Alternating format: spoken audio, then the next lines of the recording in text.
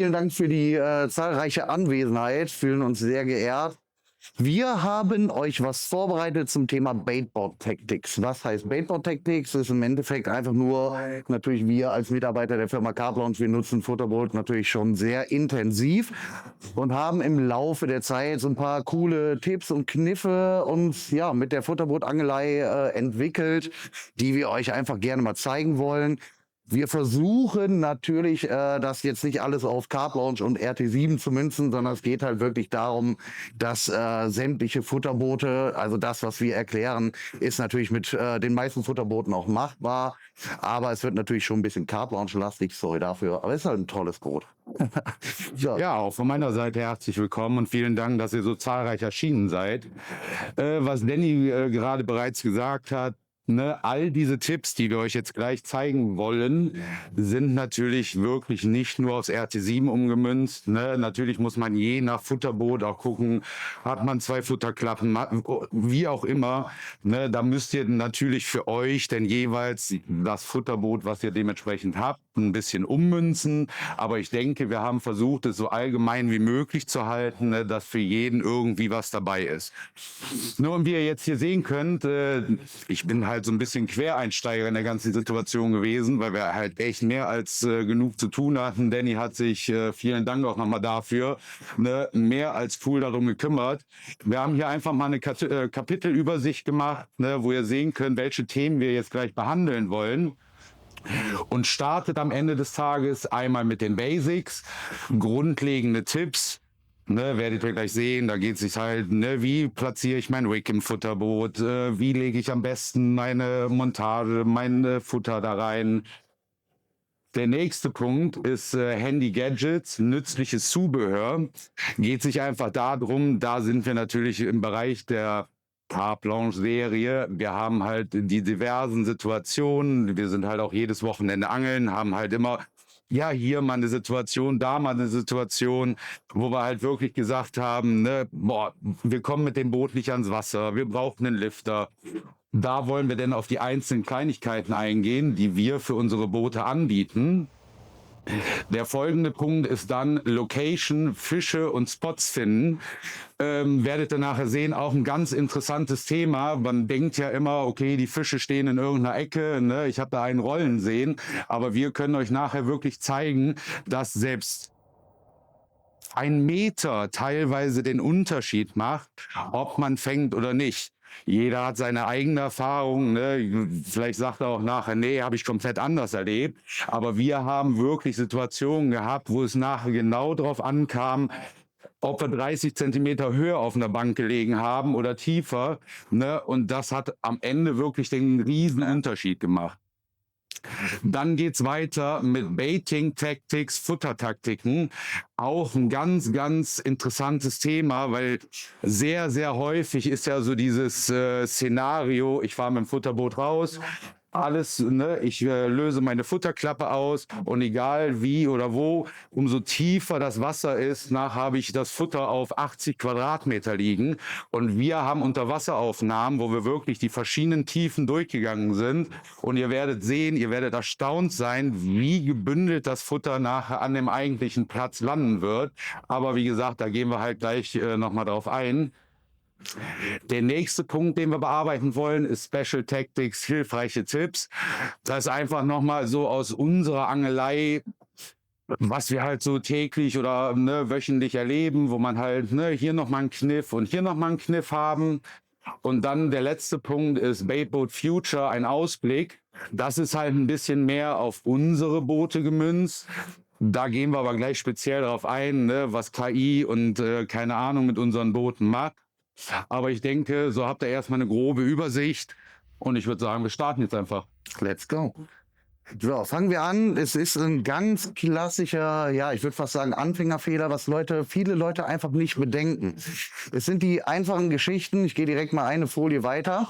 Man sieht jetzt, ich sag mal 90% oder eher 99% unserer Kunden packen das Rig von unten in die Futterluke. Es ist halt auch da, das sind manchmal die kleinen Feinheiten, wichtig, wie rum packe ich mein Blei? Wenn man jetzt sieht, die Luke geht jetzt aus der Perspektive in die Richtung auf. Das heißt, ne, das Blei ist natürlich das, was am ersten fällt. Das heißt, wenn ich das so rum mache, das ist der falsche Weg, dann kann es halt passieren, sobald ich die Luke öffne, dass das Blei natürlich das Rig runterzieht und sich dann halt verheddert. Das sind manchmal Kleinigkeiten, die halt aber wirklich den Unterschied machen, haben wir schon gehabt. Ne? Auch Learning by Doing für uns gewesen. Irgendwann morgens die Route reingeholt, ja, verheddert, einfach nur, weil das Blei auf der falschen Seite lag. Und das sind halt, fangen wir, wie gesagt, jetzt gerade ja an mit den Tipps. Einfach ein kleiner Tipp, da sollte man unbedingt drauf achten.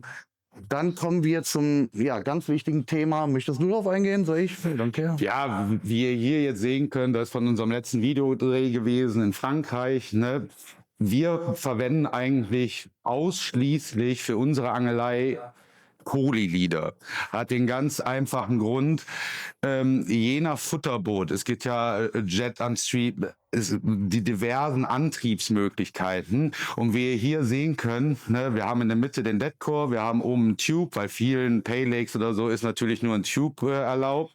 Und man kennt es halt selber, ne? Man hat die Route in der Hand, fährt mit dem Futterboot raus, dann kommt auf einmal Wind oder man hat die Spannung verloren.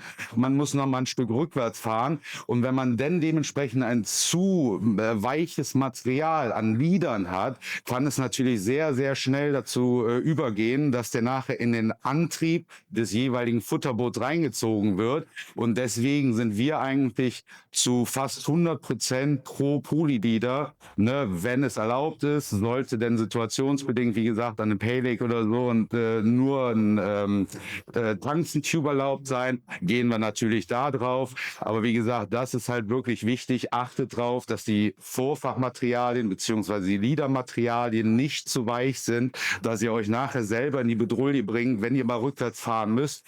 Ne, ihr wollt nochmal einen Spot korrigieren oder sonstiges, dann kann es dazu kommen, dass es nachher wirklich in euren Jet eingezogen wird. Ja, und vor allem auch gerade bei den anderen Futterbooten. Wir haben ja die Jetantriebe und es gibt ja sehr viele, die günstigeren Futterboote in der Regel, die haben dann auch noch die ganz normalen Schraubenantriebe. Und da ist es halt gerade wirklich der Fakt mit dem LED-Core, wenn es halt dann schlaff rumbaumelt, ihr fahrt rückwärts und sorgt es euch ein, ja, dann ist der Motor platt, dann ist eure Angelflächen platt. Ja, und deshalb, also ist unsere Erfahrung, unser Tipp, können wir euch halt nur gerne an die Hand geben. Wie gesagt, wir machen es halt wirklich viel mit dem Futterboden, das macht für uns halt wirklich Sinn. Kommen wir zum nächsten Thema. Ach, genau, das ist halt eigentlich das, was Paddy gerade sagte. So 99% unserer Angeleien angeln wir genau so, wenn der See das oder das Reglement das natürlich erlaubt.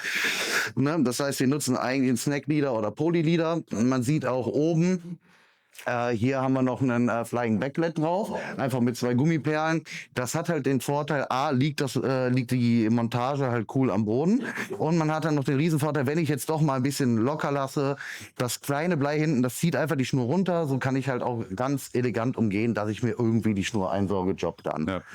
Ja, easy. So, dann Thema Rigs. Wir haben im Laufe unserer Futterbootangelei auch viel mit Rigs rumgetüftelt. Ich bin auch echt kein Freund davon, ne, den ganzen Tag irgendwelche Rigs zu bauen und am Ende nutzen wir wirklich im Endeffekt das Kombi-Rig. Das hat für uns einfach den Vorteil, ich zeige euch mal das Video. Man sieht jetzt hier, man hat halt den steifen Anteil von dem Vorfachmaterial selber. Wenn ihr mit dem Futterboot das Rig ablegt, in der Regel macht ihr das an lockerer Schnur, damit es halt auch wirklich dahin fällt, wo ihr auch euer Futter habt. Und ihr habt halt mit diesem Rig den Vorteil, es fällt runter und es legt sich halt perfekt ab. Habt aber trotzdem vorne noch diesen weichen Anteil Kombi-Rig halt eben, das geflochtene Material, dass der hakenfrei drehbar ist. Also das ist eigentlich wirklich das Rig unserer Wahl wirklich seit Jahren, wenn wir beide angeln gehen. Ne? Das ist wirklich tipptopp, kann ich echt wirklich nur empfehlen. Ist einfach zu binden, gibt es sogar mittlerweile, glaube ich, auch fertig von der Stange. Der kann wie gesagt, gerade jetzt hier in dem Video, man kann es halt wirklich wunderschön sehen. Ne? Der schwere Teil fällt runter, ne? Und genau so, wie es fallen soll, ne, legt sich das Rig nachher auf dem Untergrund ab. Und so seid ihr eigentlich zu 100% sicher. Ne? Ihr holt nicht am nächsten Morgen eure Route rein und irgendwie Montage ist verwickelt oder sonstiges. Also mit der Montage haben wir bis dato noch nie irgendeinen Fail gehabt. Und wir, wie gesagt, sind eigentlich zu mehr als 100% von dem Rig überzeugt und hat auch in jeder Situation bis jetzt mehr als gut funktioniert. Definitiv. Dann Thema, was auch ein echt guter Tipp ist, gerade wenn man viel Partikel angelt. Ist mir in meiner gesamten Angelkarriere zweimal passiert. Hatte ich einfach meinen Rig, so wie man es jetzt dort sieht, ohne den Form, ohne diesen PVA-Form, einfach in die Futterluke gelegt. Und dadurch, dass das Blei natürlich, wenn ich die Futterluke öffne, schnell runtergezogen wird, weil es halt schwerer ist als die Partikel etc., dann ist es wirklich passiert, 24 Stunden gewartet, nichts gefangen, hol die Rute rein, schön durch die Futterluke ein Maiskorn aufgepikst, auf die Hakenspitze. Ja, die Rute lag natürlich tot. Und das kann man halt mit einem kleinen PVA-Form einfach easy umgehen. Kostet nichts, auch ein kleiner Tipp, einfach aufgrund der Erfahrung von der Vergangenheit. Dann kommen wir zum Thema Handy-Gadgets. Handy-Gadgets ist in meinen Augen eigentlich so das meist unterschätzte Thema. Ne, man belächelt halt immer, wenn wir Kunden bei uns haben, ne, und ich sage, okay, ne, du hast dir jetzt halt ein Boot für XY Euro gekauft. Ne, und dann werde ich halt immer gefragt, ja, was kann ich denn doch? Wie ihr jetzt da sehen könnt, das ist halt so das Paradebeispiel an der ganzen Geschichte. Ne? Wie oft kennt man das? Ne? Man hat Sand, man hat Steine, man hat Steinpackung oder so. Und man will natürlich sein Futterboot jetzt auch nicht wirklich in den Dreck reinstellen oder nachher Gefahr laufen, dass das Boot von unten runter verkratzt ist. Dafür sind diese sogenannten Baitboat-Pods, so wie sie da zu sehen sind, in meinen Augen es geht einfach nicht ohne, weil der zweite Tipp an der ganzen Geschichte ist einfach, wenn man das Boot wirklich auch einfacher beladen will. Man kennt es halt, man hat die Eimer da stehen, ne, man ist dann irgendwie mit der Route und keine Ahnung. Wenn man nachher hingeht und hat den Baitboat-Pod so auf der Höhe, es gibt halt nichts Entspannteres, als wirklich einfach nur schön von unten beladen, Futter oben drauf, Job done. Vor allem da auch wieder das Thema, was wir eingehend gesagt haben, 99% der Leute packen das Rig von unten in die Futterluke rein. Das ist ja nun mal so. Und wenn das Futterboot jetzt auf dem Boden steht, dann ziehst du dir schön immer den Haken durch den Sand. Das ist halt alles Käse und sowas hilft. Na, wir werden auch nicht jünger. Ja. Da ist schon echt eine entspannte Nummer. Wie gesagt, soll hier kein Verkaufsgespräch werden, aber es ist halt wirklich aus eigener Erfahrung. Das ist ja auch, wie gesagt, von den diversen Herstellern, ne, da ist ja jetzt keine bahnbrechende Neuheit oder sonstiges, aber in unseren Augen wirklich eins der nützlichsten Helferlein, die wir in unserer Futterbootangelei haben. Oh, sorry. Kommen wir zum nächsten. Warte, ich muss noch einmal zurück. Sorry. Okay. Kommen wir zum nächsten kleinen Helferlein, dem Bootlifter. Jeder von euch kennt es genauso, ne, wie man jetzt in dem Video auch schön sehen kann. Man ist auf einer Steganlage, man will irgendwie am Kanal angeln, hat eine Steinpackung. Ne, natürlich kann man sich immer die Arbeit machen, die Steinpackung runter, das Boot irgendwie da reinmachen. So, und mit dem Baitbootlifter hat man die Möglichkeit, die Gewinde sind auf jeden Bankstick, auf jeden Kescherstab universal einsetzbar. Also heißt, ihr habt am Ende des Tages, ja, der ist, keine Ahnung, 5, 6, 7 Zentimeter groß, der passt in jedes Tackle-System rein, ne, aber es gibt so viele Situationen, ne, wo man am Ende des Tages denkt, boah, jetzt hätte ich doch mal die Möglichkeit, mein Boot sauber und ohne Beschädigung da reinsetzen zu können. Ne, und in meinen Augen, also wenn mich einer fragen würde, was ist dein Must-Have im Futterbootangeln, ist es definitiv der Bootlifter, weil der hat uns in so vielen Situationen echt schon wirklich geholfen. Ne, und von daher, mehr als gut aufgehoben in dieser Auflistung unserer Handy-Gadgets. Ja. Vor allem, was ich auch noch interessant zu erwähnen finde, zum einen, was du sagtest mit Steganlagen etc. Und du hast halt auch oft genug Seen, wo halt wirklich das Ufer sehr flach zuläuft. So, dann stellst du dein Futterboot von Hand da rein, dann steht es auf dem Boden. Ja, natürlich, dann kannst du halt nicht losfahren. Mit dem Lifter kannst du halt auch wirklich eben das Boot mal eben über diese Flachzone hinwegschieben. Du verkratzt dir dein Boot nicht. Ist halt wirklich super praktisch und kostet 20 das Teil. Also das ist wirklich super investiertes Geld, das muss ich wirklich sagen. Dann, nächste Thema ist halt der Line Runner. Das ist ein weiteres Teil. Ne? Wir sind halt eigentlich zu 99,9% immer mit 2 Mann unterwegs. Deswegen ist das halt ein eingespieltes Team. Der eine bedient halt das Futterboot, der andere hält die Route, ne? Fährst halt zum Platz raus, alles ist okay. Wenn man jetzt aber jemand ist, der wirklich viel alleine unterwegs ist, ist der Line Runner auch in meinen Augen absolut Must-Have. Wie gesagt, da sind wir wieder in der gleichen Situation. Man kennt es, ne? Man ist alleine am See, dann ist noch ein bisschen Wind, dann ist Regen und die Schnur macht einen Bogen, Boot fährt vielleicht nicht genau dahin, wo man will. Und man ist dann wirklich mit der Fernbedienung, mit der Route und am Machen und am Tun. Und wie ihr hier sehen könnt, man kann wirklich seine Route ganz relaxed auf den Pott stellen.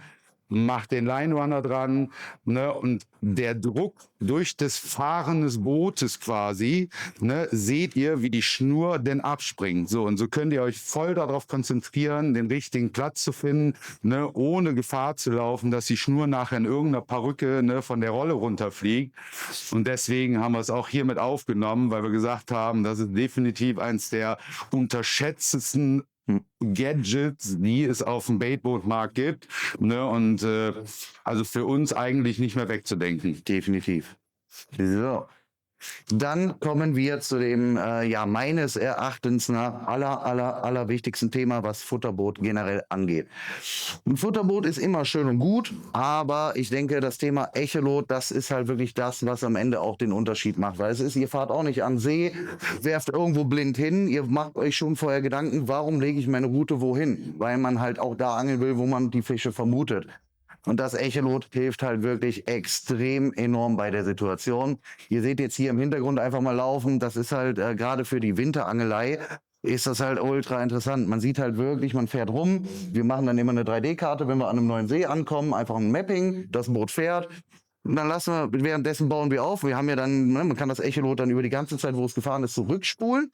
Und man sieht dann einfach am Ende, wenn ich jetzt den Bereich, den ich halt angeln darf, klassisches Thema Pay Lake oder was, ne, ich habe irgendeinen Steg mir gebucht und darf dann nur an der Stelle angeln, dann sehe ich halt ganz genau, wo stehen die Jungs. Und natürlich ist es halt oft so, als keine Fanggarantie, hatten wir auch schon. Wir haben auch teilweise in so Situationen abgelegt und nicht gefangen. Passiert, das Futterboot ist halt auch kein Zauberer, aber in der Regel, wenn man die Fische findet, lokalisiert, das hilft natürlich enorm. Ja, und wir gehen jetzt mal so auf ein paar ja, Tipps und Tricks halt ein, was das Thema Echolote angeht. Es gibt halt bei dem Echolot, was wir verwenden, verschiedene Ansichten. Ich denke, es sind sicherlich auch einige RT7, RT4-Fahrer hier schon vor Ort, die können das definitiv bestätigen. Es ist halt, ja, es geht halt da viel um Abstrahlwinkel von dem Geber. Das heißt, man hat verschiedene Ansichten für verschiedene Verwendungszwecke. Und das muss man wissen, weil das wirklich wichtig ist. Das heißt, wir haben zum einen die Sonaransicht. Man sieht jetzt eigentlich nicht viel. Die Sonaransicht ist aber eigentlich wirklich perfekt, um herauszufinden, wie ist die Bodenbeschaffenheit gegeben. Habe ich harten Boden, habe ich Schlamm. Manchmal ist Schlamm auch einfach gut. Da habe ich dann tatsächlich irgendwelche Zuckmückenlarven drin. Da kann das schon mal Sinn machen. Und das ist halt die Sonaransicht. Dann haben wir, danach gibt's halt den Downscan. Das ist halt der Abstrahlwinkel ist etwas kleiner. Das heißt, man hat schon etwas mehr Details. In der in der Downscan-Ansicht sehe ich halt die Wasserpflanzen besser. Hier sehe ich aber jetzt zum Beispiel nicht, wie hart ist der Boden. Das heißt, deshalb gibt es halt diese verschiedenen Ansichten, die haben halt alle ihre eigene Daseinsberechtigung. Dann gibt es das Hypervision und hier sehe ich halt wirklich jedes einzelne Blatt an den Pflanzen. Das ist halt wirklich Wahnsinn. Und was ihr vorhin gesehen habt mit den Fischen, das ist auch eben in dieser Hypervision-Ansicht. Und in der Regel, wenn wir beide unterwegs sind, wir nutzen eigentlich quasi einen, es gibt auch einen 50-50-Modus. Das heißt, da kann ich mir die Sonaransicht auf die eine Seite vom Bildschirm legen. Auf der anderen Seite habe ich mein Hypervision. Das heißt, ich sehe auf der einen Seite wirklich die Bodenhärte und auf der anderen Seite sehe ich dann wirklich, wie jetzt hier, da habe ich eine schöne abfallende Kante.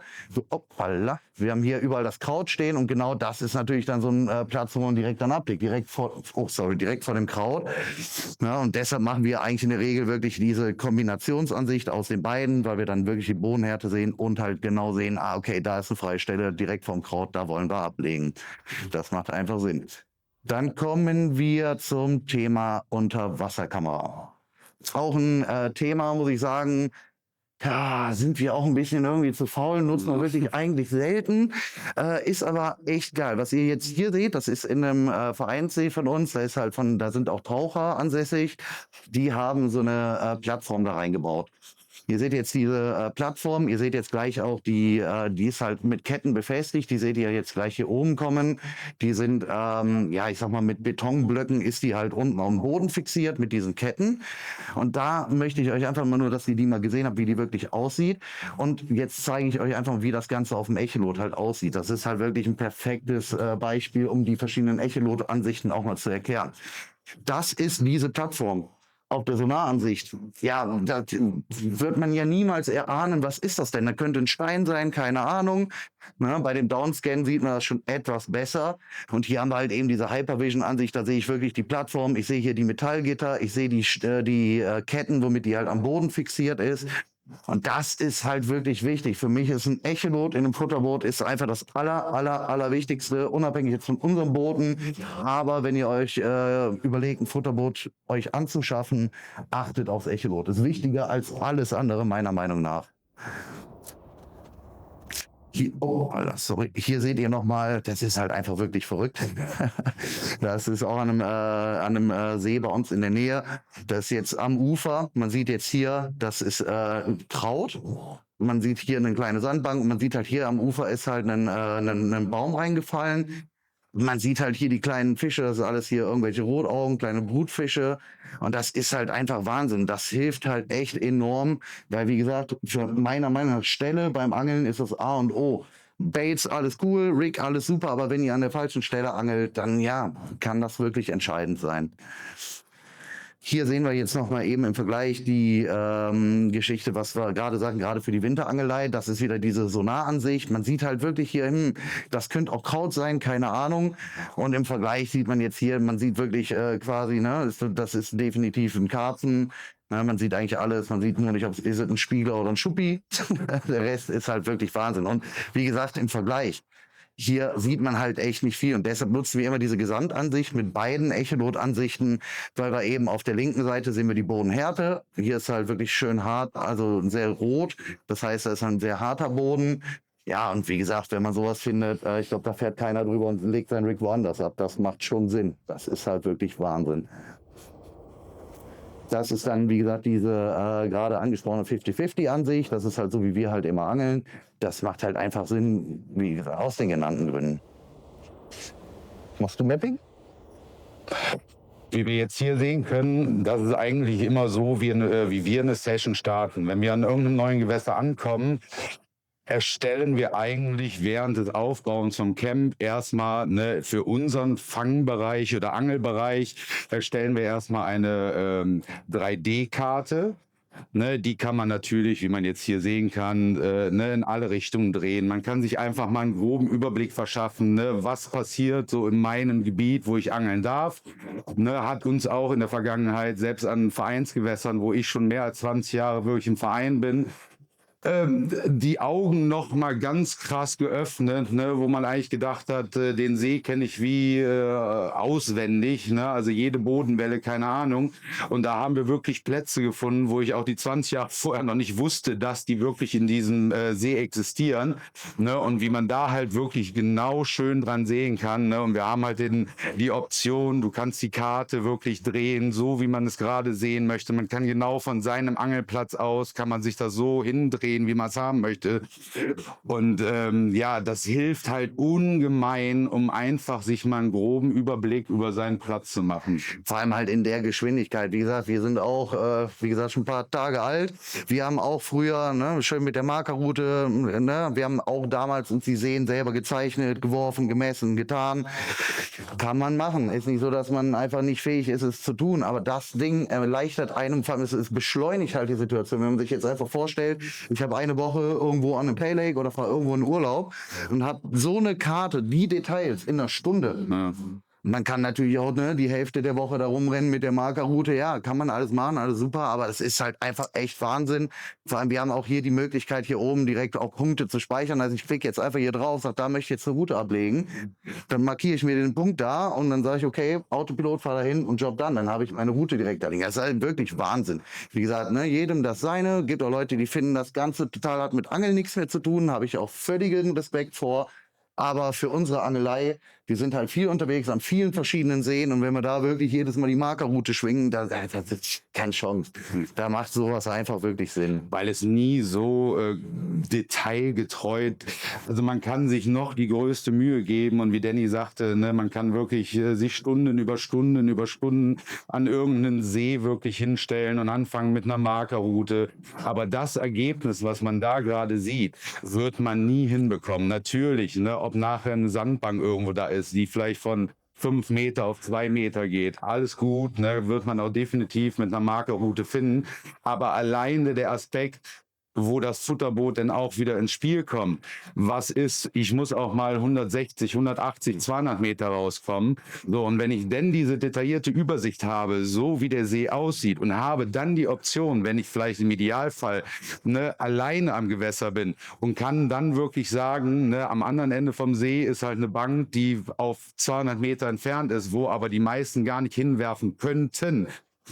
Ist man da immer sofort im Game, und wenn man einmal die Karte erstellt hat, hat man auch für jeden weiteren Urlaub oder jede weitere Session, man ist sofort am Angeln. Man ist halt nicht wirklich, wir kennen es halt alle, man bezahlt viel Geld, man fährt nach Frankreich an den Pay Lake oder sonstiges und man ist nachher dann 2 Tage damit beschäftigt, sich überhaupt erstmal einen Überblick damit zu verschaffen. Und wie Danny sagte, das Ganze ist dann am Ende des Tages, ja, je nach Größe des Gewässers, zwischen 1 bis 5 Stunden hat man die erstellt. So, und man hat den perfekten Überblick. Ganz genau. Und das Schöne ist halt auch mit der Echolot-Technik, die wir einsetzen, das blende ich jetzt mal. Also wie gesagt, das ist halt die 3D-Tiefenkarte, die Struktur von dem See. Ist natürlich erstmal ein schöner Überblick. Wir haben aber direkt, während man mappt, hat man halt auch direkt die Bodenhärte-Aufzeichnung. Das heißt, ich sehe jetzt unabhängig von den tiefen Bereichen sehe ich jetzt hier, wo es weicher oder harter Boden, und das macht manchmal halt auch den Unterschied. Clares Lake zum Beispiel, da war der Wahnsinn auf den harten Spots. Also normalerweise fischen wir immer auf harten Spots, in der Regel wirklich 90%, würde ich sagen. Da war es halt so, du musstest in diesen, das war so ein Lehm, mehr oder minder. Da waren halt die Zuckmückenlarven drin, und genau da war es halt wichtig, genau in den weichen Bereich zu fischen. Und das sieht man halt direkt auf einen Blick. Es erleichtert einem einfach wirklich das Angeln. Und man spart eine Menge Zeit, und das finde ich halt beim Angeln halt echt wichtig. Man denkt ja halt immer, gut, ich sehe einen halben Tag rum, ich bin hier nicht auf der Flucht, aber beste Beispiel Pay Lake, wenn man eine Woche fährt, ja, dann ist es halt geil, sowas zu haben in einer Stunde, im Vergleich zu den ursprünglichen Taktiken wie halt mit der Markerroute. Dann ein Beispiel noch, was für mich oder was ich auch sehr erwähnenswert finde. Das ist ein Beispiel, da hatte ich noch kein Bart, 3 Jahre her. Da habe ich auf dieser Sandbank geangelt. Das ist eine klassische Sandbank Vereinssee, wo auch einige Leute, ja, man kennt es selber an einem Vereinssee, wenn eine Sandbank da ist, man legt erstmal immer pauschal da drauf, weil das ist halt ein gedachter Hotspot. Da ging nichts, habe ich gesagt, komm, dann machst du mal hier ein Mapping, habe ich dahinter gemappt, an den Seiten auch nochmal gemappt und habe dann hier gesehen, dass Fische sich ungefähr auf, also das war ja, die Gesamttiefe sind 15 Meter, und habe dann Sicheln gesehen auf 12 Meter ungefähr. Im Freiwasser wohlgemerkt.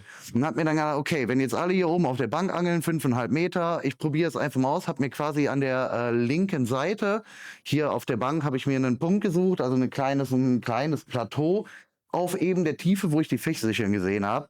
Und das war der Key. Da habe ich wirklich in einer Woche, also hier ist nochmal die Bank, da habe ich halt ursprünglich gelegen, und das sind die Punkte, die ich dann nachher gesucht habe, direkt an der Flanke, und habe wirklich den kompletten Seebestand dann umgekrempelt, und so sah das Ganze dann aus. Das ist der Punkt. Hier seht ihr das Futterrieseln, und das war Wahnsinn. Also ich habe wirklich dauerhaft die Fische on Spot gehabt und habe halt direkt ordentlich abgeräumt. Das war wirklich geil. Wie gesagt, da sieht der Junge noch sehr klein aus. Nee, das war schon schön, und wie gesagt, das finde ich halt auch interessant zu erwähnen, wenn man halt diese Echolot-Technik hat, einfach mal out of the box denken, wie der Engländer immer so schön sagt. Einfach mal, okay, die Fische stehen jetzt hier auf meinem Echolot auf x Meter, dann brauche ich nicht darüber auf einer Sandbank zu angeln. Einfach mal einen Schritt weiter denken, okay, wenn die auf der Tiefe stehen, sich einfach mal einen Punkt suchen, wo diese Tiefe halt vorherrscht, und es hat halt wirklich wahnsinnig Erfolg gebracht. Den haben wir dann auch noch daraus, hier lachst schön.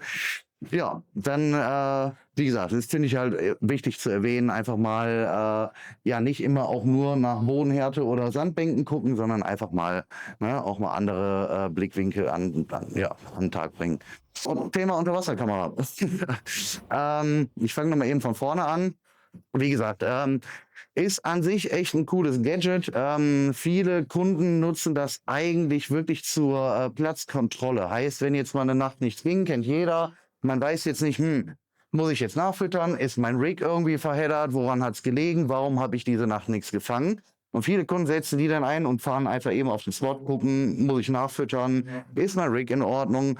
Hat aber auch wirklich, gerade wenn man sich wirklich intensiv mit dem Thema Futterboot beschäftigt, finde ich das halt sehr interessant, einfach auch mal die Echolot-Bilder einfach mit der Realität abzugleichen. Oder wie hier ist halt eine Abbruchkante im See, man sieht halt hier die ganzen Muscheln, man findet damit halt wirklich auch hier ein kleines, also es ist ein kleines Plateau, komplett überall kleines Kraut und man hat halt hier in der Mitte ein Loch. Das ist natürlich klar, warum ist ein Loch? Weil da die Fische fressen. Das ist die Bank, auf der wir halt wirklich dann auch richtig gut gefangen haben. Ist einfach nochmal das sehende Auge. Macht schon manchmal wirklich Sinn. Finde ich auf jeden Fall eine interessante Geschichte. Und das Geilste daran finde ich wirklich, man hat in dem Kamerakopf, der registriert anhand der Tiefe, registriert der Kamerakopf aufgrund des Drucks, der unter Wasser herrscht, aufgrund der Tiefe.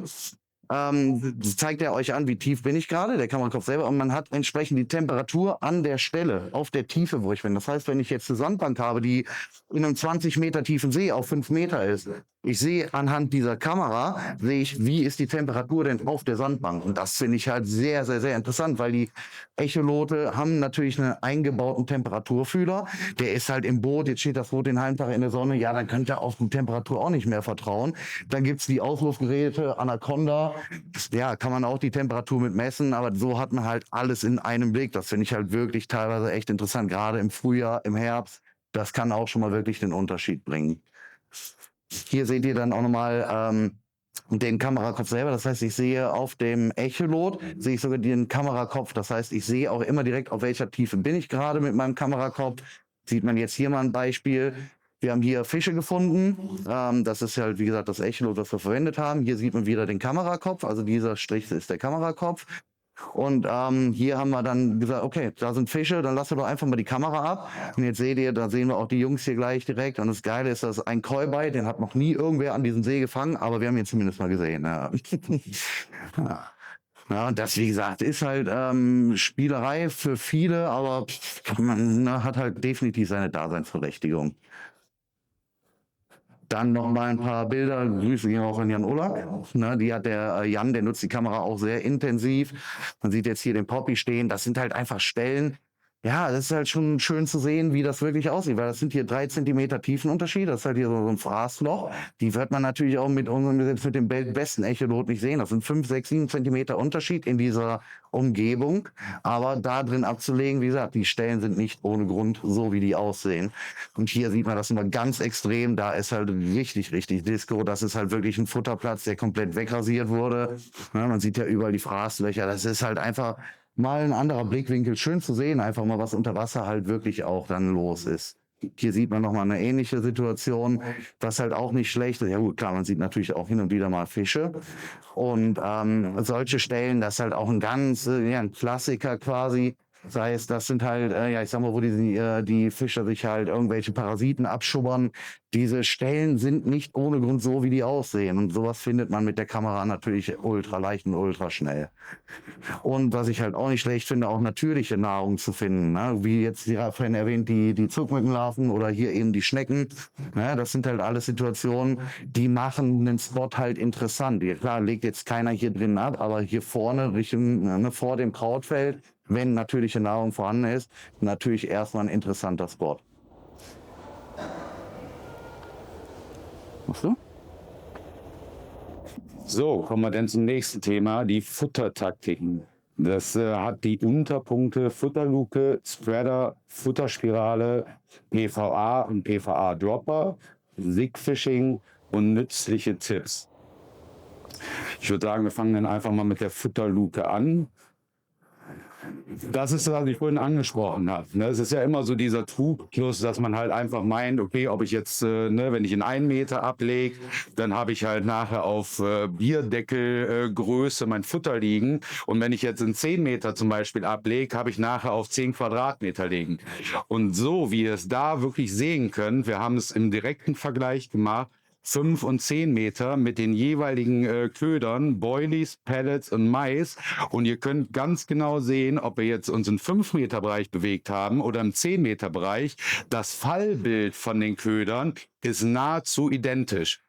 Und was halt echt heftig ist, da waren wir wirklich, weil man denkt ja immer, wenn ich jetzt auch so einen schönen Partikelmix nehme, Hanf, was weiß ich, Tigernüsse, Mais, man hat ja in seinem Kopf irgendwie immer die Vorstellung, das rieselt jetzt irgendwie schön runter. Moment, technische Störung. Ja, sorry. Ach ja, genau. Man denkt ja dann immer, dass auch gerade so ein Partikelmix, so, deshalb haben wir mal den Vergleich gemacht mit den Pellets, mit Boilies. Boilies sind halt rund, man denkt, die fallen gerade, der Mais wird dann anders sein. Aber wenn ihr euch vorstellt, wie groß oder wie klein in dem Bild, wie es jetzt gerieselt ist, auf 5 oder hier auf 10 Meter, so ein Maiskorn, was hat es? 5, 6, 7 Millimeter Größe. Und wenn ihr das jetzt liegen seht, das ist ein Quadratmeter, wenn überhaupt. Und das finde ich schon echt Wahnsinn, auf 10 Meter Tiefe. Und das ist halt die Situation, warum wir dann natürlich auch überlegt haben, okay, wie können wir das ganze Thema dann optimieren? Weil im Winter, klar, kann es mal schön sein, eine kleine Falle zu stellen, gar keine Frage. Und um das Bild dann entsprechend zu ändern, gibt es natürlich dann diverse Tipps, zum Beispiel jetzt die Spreader. Und da fängt es halt in meinen Augen an, auch wirklich interessant zu werden. Situationsbedingt haben wir es häufig wirklich gehabt. Es gibt mal die Situation, da muss man wirklich diesen fallenden Kegel irgendwo haben, wo die Fische drauf reagieren. Da haben wir zum Beispiel am Gouloir gehabt.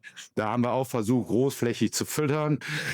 Hat funktioniert, war aber nicht so, wie wir es uns vorgestellt haben. Und dann sind wir nachher hingegangen und haben wirklich beide Futterluken randvoll gemacht, dass wir das Futterboot so gerade noch tragen konnten. Und das hat keine 5 Minuten gedauert, ist die Route abgelaufen.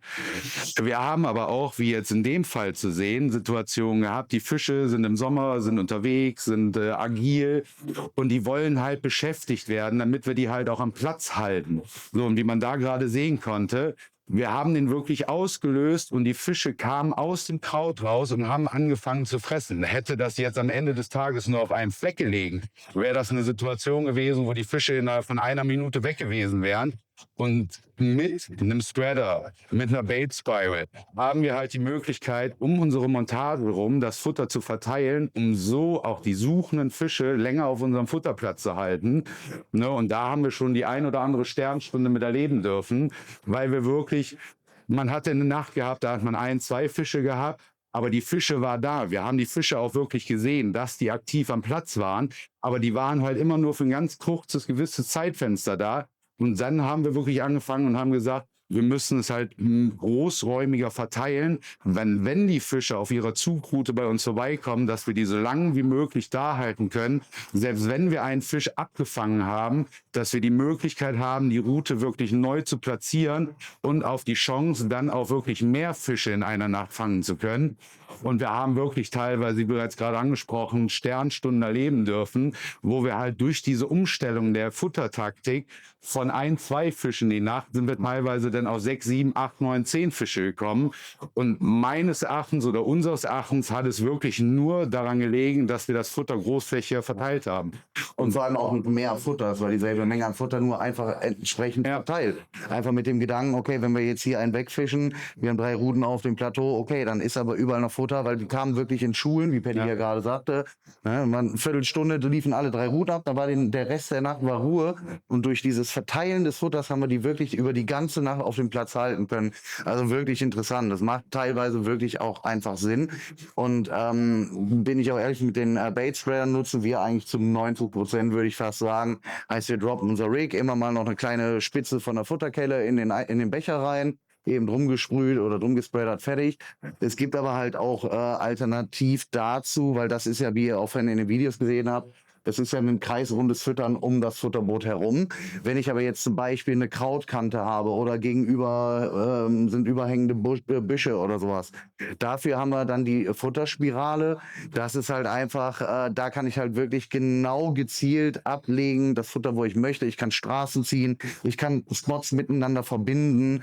Und das ist halt im Endeffekt, haben beide ihre Daseinsberechtigung, aber auch da wieder muss halt den Einsatzzweck entsprechend für sich dann halt auch einfach selber erkunden. Wie man jetzt hier sieht, das sieht man jetzt sehr cool. Hier legen wir halt wirklich komplett einmal durch diese Schneise. Man sieht ja auch die Fische sogar schon dort vor Ort. Die halten sich halt genau in dieser Schneise auf. Und wir füttern nachher, haben wir wirklich mit der Spirale einfach komplett diese ganze Schneise durchgefüttert.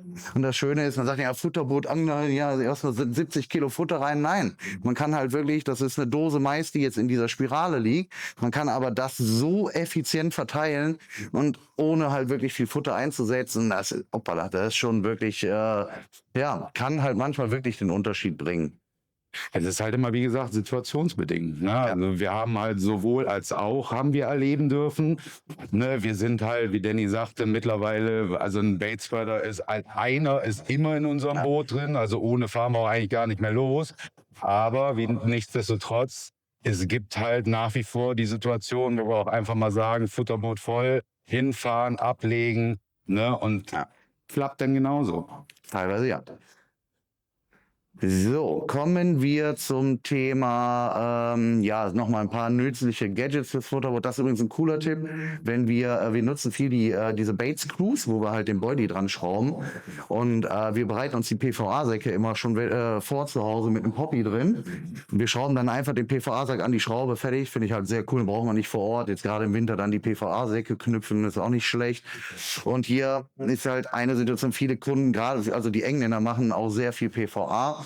Und da ist halt immer die Frage, wie lege ich das denn rein, dass ich das unterwegs nicht auflöse? Weil ist klar, das Futterboot, je nach der Futtermenge, die ich drin habe, hat es natürlich einen gewissen Tiefgang, ein bisschen Wasser kommt von unten in die Futterluke rein oder es regnet. Ne, und da gibt's halt einfach Abhilfe eben durch so kleine Handy-Gadgets. Ne, das ist einfach so ein Kunststoffbehälter. Da kann ich jetzt meinen PVA-Sack reinlegen, klappt den zu, kommt kein Regen mehr dran, alles super. Und das ist halt einfach, wie es funktioniert. Das heißt, der liegt hier unten auf der Futterluke auf. Wenn ich die Futterluke dann öffne, dann öffnet sich eben hier unten diese, ich sag mal, Falltür, dann fällt der PVA-Sack raus. Easy peasy, ist auf jeden Fall ein echt einfaches Teil. Aber wer viel mit PVA angelt, denke ich, macht das schon super Sinn.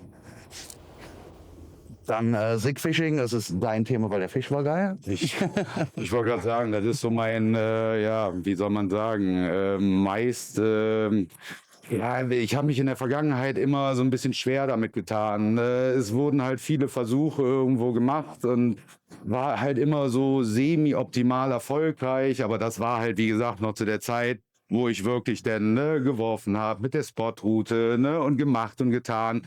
So, und irgendwann, ich war vor 2,5 Jahren, war auch Hochsommer, die Fische standen irgendwie mitten im See und irgendwie funktionierte nicht so alles, wie wir das haben wollten. Und dann kam halt irgendwann der Gedanke, wo wir gesagt haben, weißt du was, wir versuchen jetzt einfach mal mit dem SIG wirklich da reinzufahren, wo die Fische stehen. So, gemacht, getan, wie ihr gerade sehen konntet mit unserem SIG-Releaser. Alles reingebaut, Montage fertig gemacht, rausgefahren. Und ich muss sagen, es hat 5 Minuten gedauert. Da lief einer der größten Fische im See ab. Natürlich angefeuert von diesem Erfolg, hat sich dann immer so peu à peu die SIG-Angelei ein bisschen weiter in unser Repertoire wieder eingespielt. Und wie ihr jetzt da sehen könnt, das ist ein ganz, ganz einfaches Handling auch. Man macht im Prinzip den Haken, da ist ein kleiner Magnet dran, macht den da dran, kann sein komplettes Vorfach, weil je nachdem, manche angeln 1 Meter, manche angeln 2 Meter, aber ihr habt halt über diese Rolle die Möglichkeit, euer Vorfach komplett aufzurollen. Und dann packen wir im Prinzip alles schön in die eine Futterklappe rein. Wie wir jetzt da, ist nochmal ein Liquid, fahren dementsprechend die Montage raus, lösen aus. Und wie man jetzt sehen kann, es fällt halt alles genau an diesem einen Punkt. Und das ist in meinen Augen, gerade mit dem Autopiloten, da ist nicht dieses stundenlange am See stehen und machen und werfen. Man gibt halt im Prinzip seinen Punkt ein, fährt die Montage dahin und man kann jede halbe Stunde einfach sagen, ich fahre nochmal eine Futterladung dahin. Wir nehmen immer ein relativ wolkenreiches Futter, dass man wirklich dann auch in den verschiedenen Wassertiefen, in den Wassersäulen die Fische anspricht. Und dann kann man dementsprechend mit der Höheneinstellung, wie es nun mal jetzt hier auch zu sehen ist, kann man gerade in den Sommermonaten so ultimative Erfolge erzielen. Und also ganz ehrlich, wie gesagt, es war vorher immer so ein bisschen das ungeliebte Kind in unserer Angelei.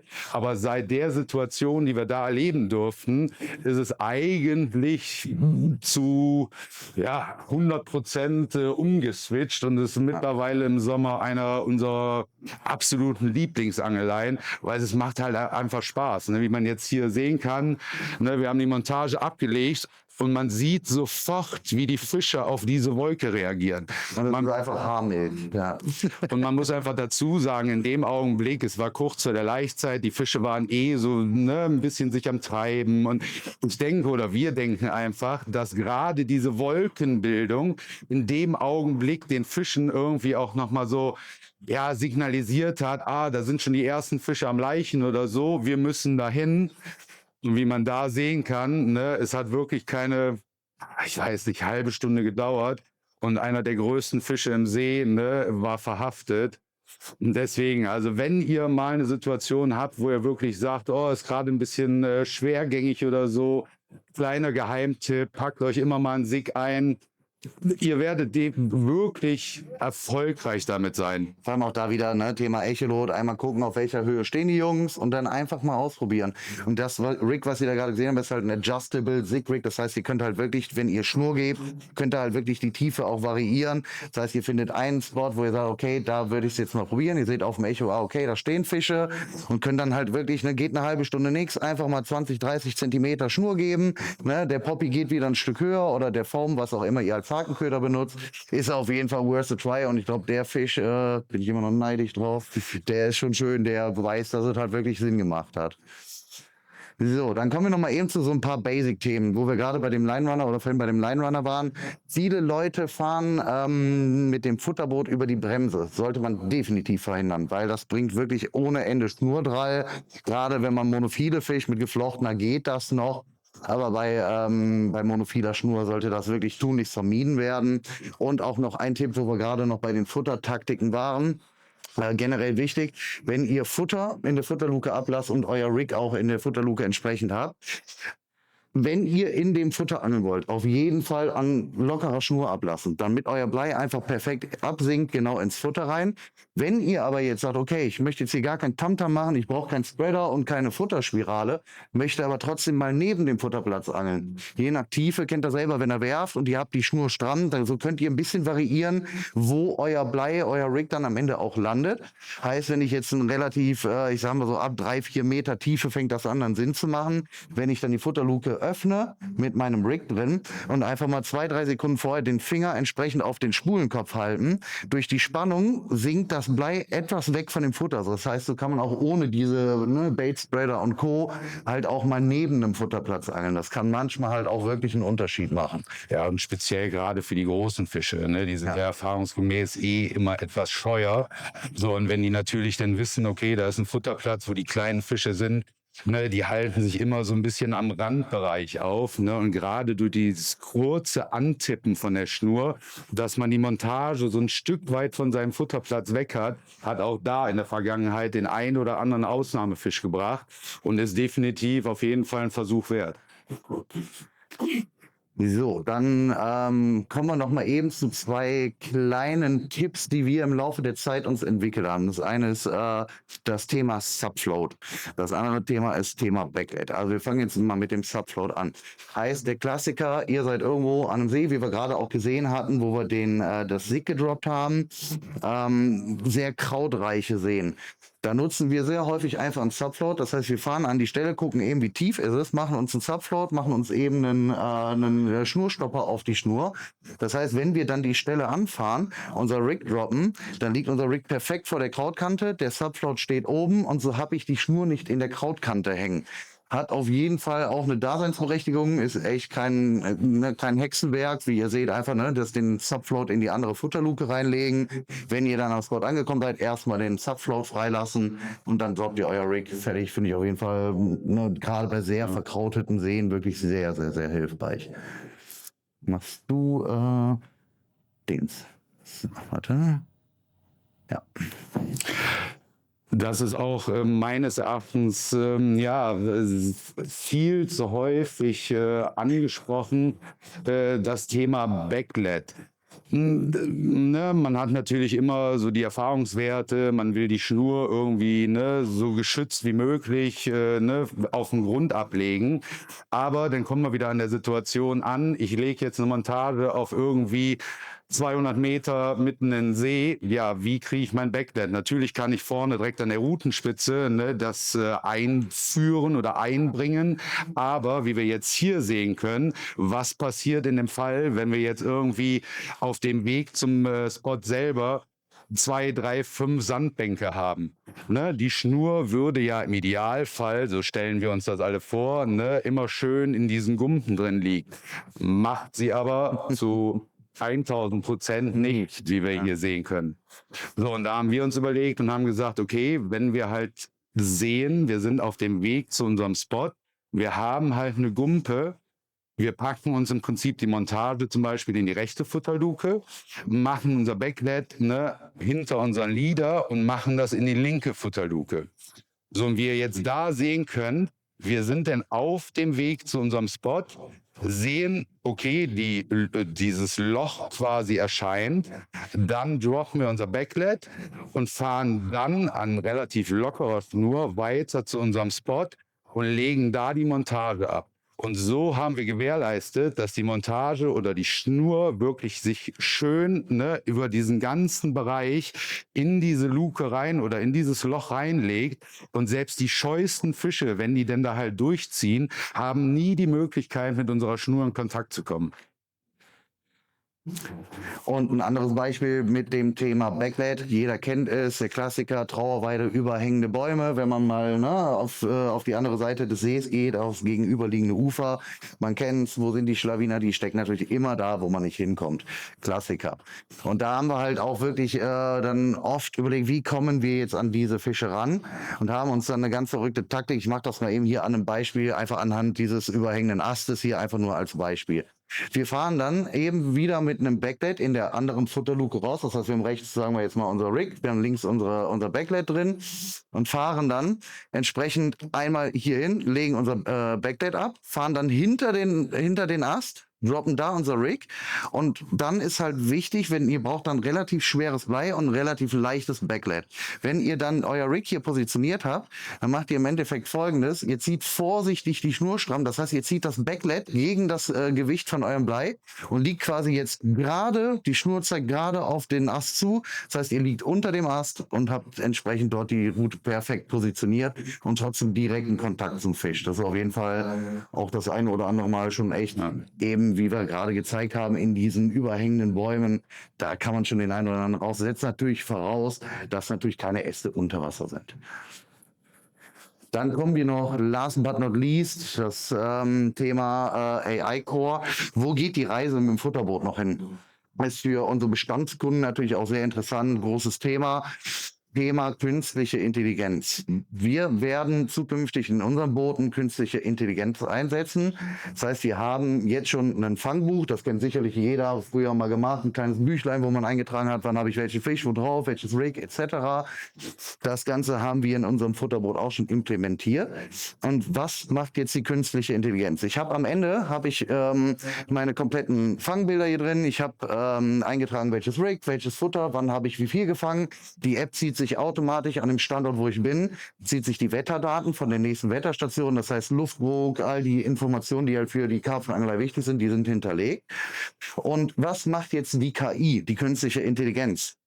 Wir werden jetzt circa gegen Mai diesen Jahres, werden wir quasi die ganze Geschichte filtern können. Das heißt, ich komme jetzt irgendwo an einem See an und sage, okay, ich bin an diesem Standort. Die App zieht sich wieder die Wetterdaten von dem Standort, wo ich bin und checkt dann ganz genau aufgrund meines Fangbuchs, okay, du hast in der Vergangenheit bei den Wetterdaten mit dem Rig, mit den Bodies, mit der Menge Futter hast du so und so viel gefangen und gibt dir quasi eine Empfehlung, welche Taktik du am besten fahren sollst. Das ist natürlich jetzt, wenn du hier 8 Fische einträgst, relativ sinnfrei.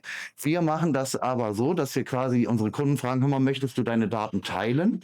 Wenn du das machst, hast du Zugriff auf all die Daten von allen. Und das macht halt Sinn, das ist fair. Sharing is caring. Wer da Bock drauf hat, macht mit. Und wenn ihr euch jetzt vorstellt, ich habe jetzt hier meine 5 Fische drin, aber wenn das 10.000 unserer Kunden machen und haben all die Daten, all die Informationen dahinter, man muss ja nicht, man wird ja nicht gezwungen, so zu angeln. Aber ich denke, das ist ein sehr hilfreicher Tipp, eben wie es früher war mit dem Fangbuch. Das haben wir alle nicht ohne Grund früher gepflegt. Und das ist einfach mal so ein Ausblick, weil jeder denkt halt immer, mein Gott, wann ist das Thema Futterbrot immer durch? Wann ist das Spiel zu Ende gespielt? Aber wie gesagt, künstliche Intelligenz, und das ist halt wirklich verrückt. Das wird eine Menge noch ändern. Dann kommt jetzt noch der allerwichtigste Tipp, Paddy, den ich nur erklären. Also wenn ihr ein Futterbrot habt, ist das Allerwichtigste. Ja, ich denke und glaube, das Bild spricht für sich selber. Ja, und jeder kennt es, man sitzt am See und was darf in gar keinem Fall passieren? Bier wird leer. Und wenn man dann ein paar coole Kollegen am See hat, ist auch ein Futterboot genau für die Situation geeignet. Ich denke und hoffe, die Tipps und Tricks, die wir irgendwie so ein bisschen rüberbringen wollten, haben euch gefallen, werden euch vielleicht in eurer Angelei auch weiterbringen. Von meiner Seite vielen Dank fürs Zuhören. Ja, ebenfalls von meiner Seite recht herzlichen Dank. Wir fühlen uns für jeden von euch sehr geehrt, dass ihr uns zugehört habt. Ich hoffe, wir haben euch nicht gelangweilt und wir wünschen euch auf jeden Fall ein sehr charmantes Wochenende. Vielen Dank. Vielen Dank.